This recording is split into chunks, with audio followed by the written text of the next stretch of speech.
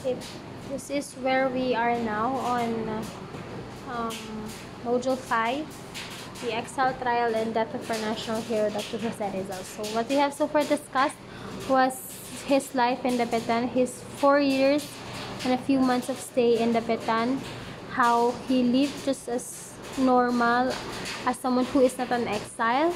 In fact, he was still able to render community services in the Dapitan despite his being an exile. He attended to the sick and he was able to teach young boys and girls in that particular place. That is what kind of a person our national hero Dr. Jose Rizal is. And now what we are going to discuss is his life from Dapitan to trial in Fort Santiago. Okay, various significant events happened during Rizal's trip from Dapitan to Manila. Leaving Dapitan for Manila on July 31, 1896, the steamer Espana with Rizal as a passenger made some stopovers in various areas. In Dumaguete, Rizal had visited some friends like a former classmate from Madrid and had cured a sick Guardia Civil captain. In Cebu, he carried out 4 operations and gave out prescriptions to many other patients. Going to Iloilo, he saw the historical Mactan Island. He went shopping and was impressed by the Molo Church in Iloilo. Okay, the ship then sailed to Capiz, to Romblon, and finally to Manila. In Manila, as the steamer approached Luzon, there was an attempt by the Katipuneros to help Rizal escape. The Katipunero Emilio Jacinto, disguising himself as a ship crew member, had managed to get close to Rizal while another Katipunan member, Guillermo Mascancay, circled the ship in a boat. In his aim to fulfill his mission in Cuba, Rizal was said to have refused to be rescued by Katipunan's envoys. Another version of this story claims that the rescue attempt happened when Rizal's ship was already docked at Manila Bay. Rizal arrived in Manila on August 6, 1896, a day after the mail boat Isla de Luzon had the ship. Okay, de Luzon had left for Spain, and so he had to stay in Manila until the next steamer arrived. Okay, after his 1 month stay on board the ship might bring him troubles, he requested the Governor General that he Rizal be isolated from everyone except his family. The government reacted by transferring him near midnight of the same day to the cruiser Castilla docked at Cavite. On August 19, the Katipunan plot to revolt against the Spanish authorities was discovered through the confession of a certain Teodoro Patino to Mariano Hill, Augustinian cura of Tondo. This discovery led to the arrest of many Katipuneros. Just to share with you, class, that revolt of the Katipuneros started actually when Andres Bonifacio tore the cedula. The cedula is a symbol of one's loyalty to Spain, and he tore it into two, and so it was actually a cry of rebellion, or started his revolt against the Spanish government, the government that is suppressive.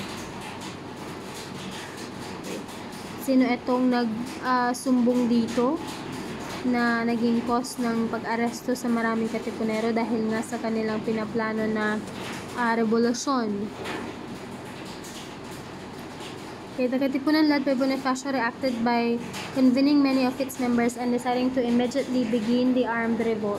As a sign of their commitment to the revolution, ito yung sinasabi ko, they tore their cedulas, resident certificates. Katipunan's first major assaults happened on August 29 and 30 when the Katipuneros attacked the civil guard garrison in Pasig, and more significantly, the 100 Spanish soldiers protecting the powder magazine in San Juan. But because Spanish reinforcements arrived, about 150 Katipuneros were killed and more than 200 were taken prisoner. Siyempre, mas malawak pa rin yung makinarya at yung malaki pa rin yung resources at malaki pa rin yung grupo ng mga Espanyol na ito kaysa sa mga Katipunero. Kaya nga pinayuhan ni Rizal itong mga Katipunero na ito na kunin ang simpatsya at suporta ng iba pang mga Pilipino, especially yung mga may kaya, mga may well-off, bago nila simulan yung kanilang revolusyon.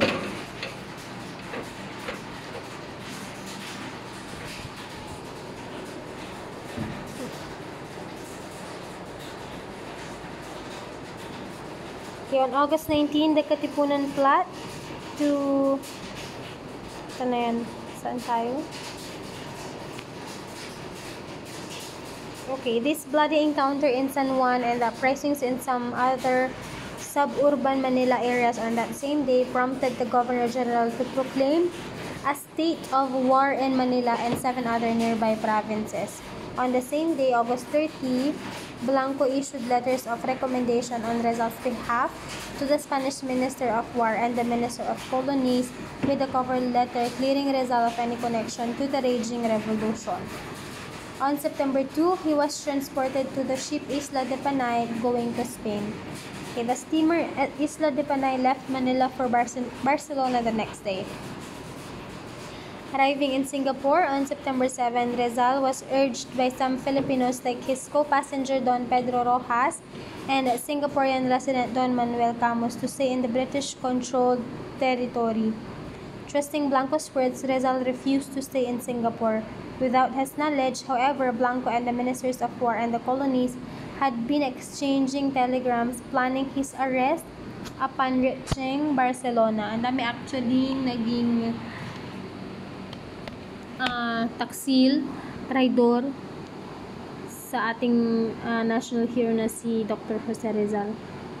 Okay, as Isla de Panay made a stopover at Port Said, Egypt on September 27, the passengers had known that the uprising in the Philippines got worse as thousands of Spanish soldiers were dispatched to Manila and many Filipinos were either killed in the battle or arrested and executed. Ayan, Rizal had the feeling that he had already been associated with the Filipino Revolution as his co-passengers became aloof to him. Naramdaman na ni Rizal na pinaghihinalaan siya na kasabwat o may kinalaman doon sa revolution. Pero kung matatandaan ninyo, yung inaalok siya ni Bonifacio na sumapi sa kanila or nung ipinarating sa kanya yung impormasyon na sisimulan na nila yung revolusyon, hindi ba tumanggi si Rizal? Tumanggi siya at pinayuhan niya sila na mas gusto niya pang daanin sa isang peaceful diplomatic na transaction kaysa yung sa madugo na revolusyon. Pero kung itutuloy pa rin nilang revolusyon, ang sinabi na lang ni Rizal na kailangan nilang kumuha ng suporta mula sa mga Pilipino o mula sa mga mayayaman na Pilipino katulad ni Antonio Luna na magaling din sa strategic war.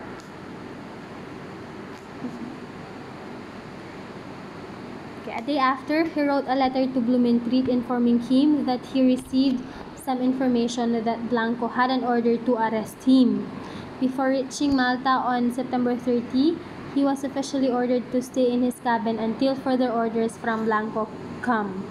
With Rizal as a prisoner on board, the Isla de Panay anchored at Barcelona on October 3, 1896.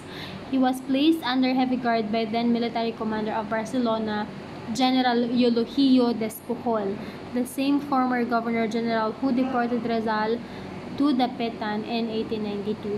Early in the morning of October 6, he was transported to Montjuic Prison Fortress. In the afternoon, he was brought to Despujol, who told him that there was an order to ship him back to Manila in the evening.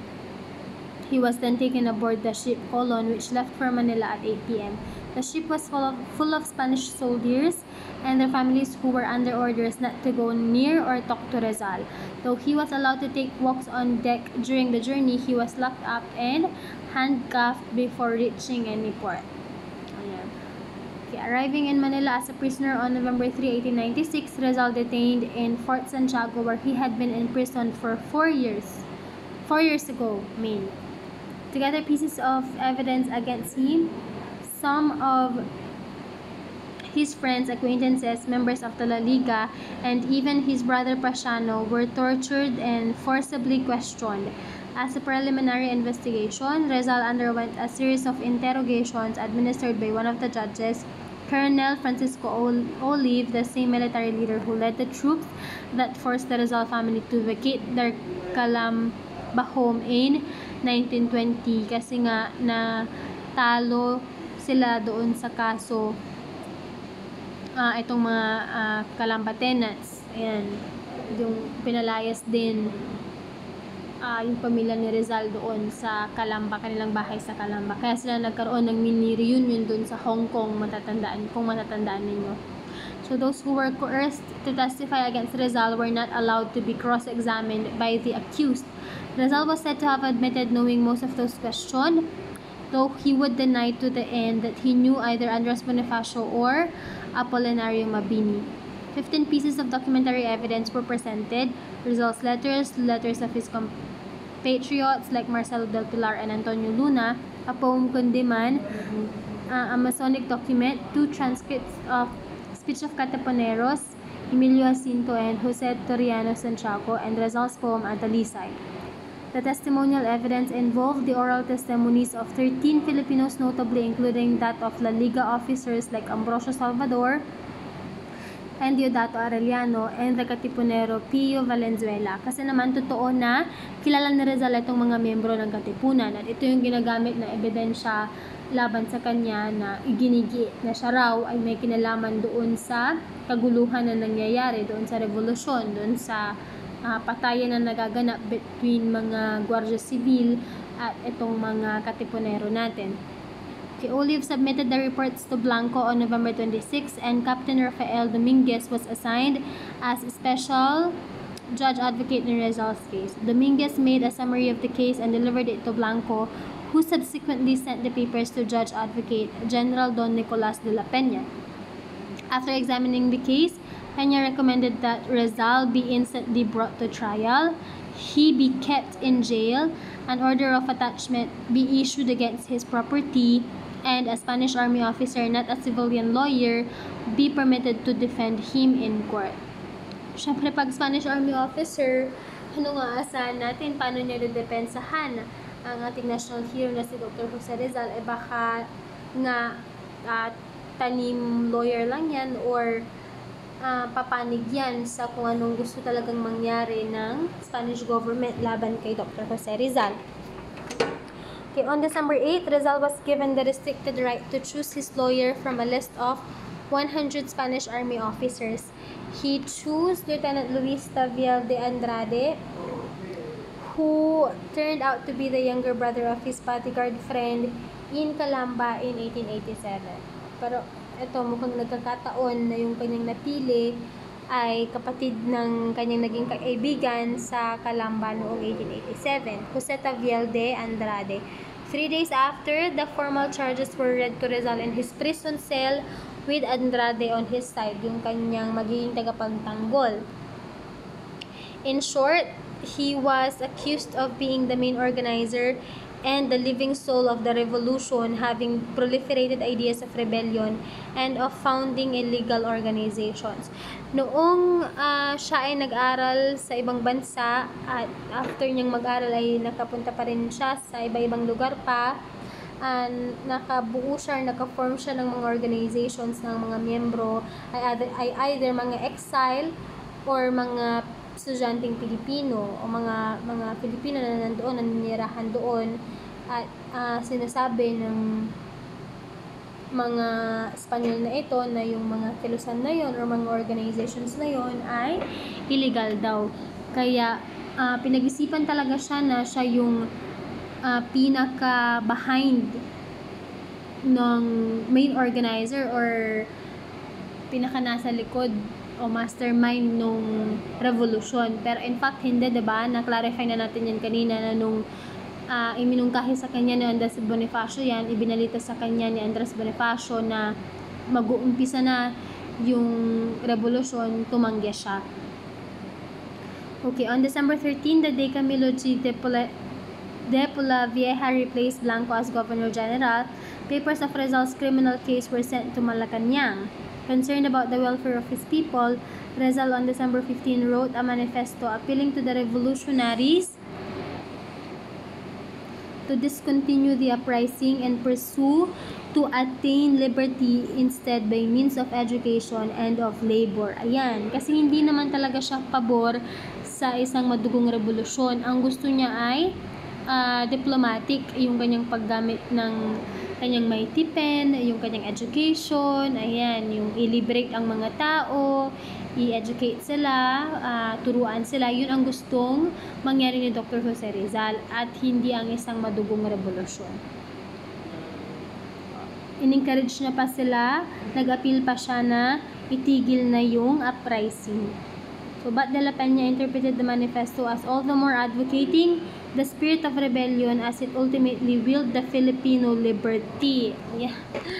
Pero ang interpretation ni de la Peña dito ay parang mas lalong magigting. Pinaigting niya pa yung kagustuhan ng mga Pilipino na revolt against the Spanish government. Okay, so Polavieja thus disallowed to issue Rizal's manifesto. Hindi niya ito inilabas, pero sana kung inilabas niya, baka nakumbinsi pa ni Rizal yung mga Katipunero. Baka nung nabasa ng mga Katipunero ito, itinigil pa nila yung kaguluhan. Okay, the rat in the kangaroo court. On the morning of December 26, the Filipino patriot, who was once figuratively referred to by Spanish officials as a trapped rat, kasi ayan na nga, nahuli na nila, appeared in the kangaroo court inside the military building, Cuartel de Espafia. He was tried before 7 members of the military court with Lieutenant Colonel Jose Togores Arjona acting as the president. Judge Advocate Dominguez presented Rizal's criminal case, followed by the lengthy speech of prosecuting attorney Enrique de Alcocer.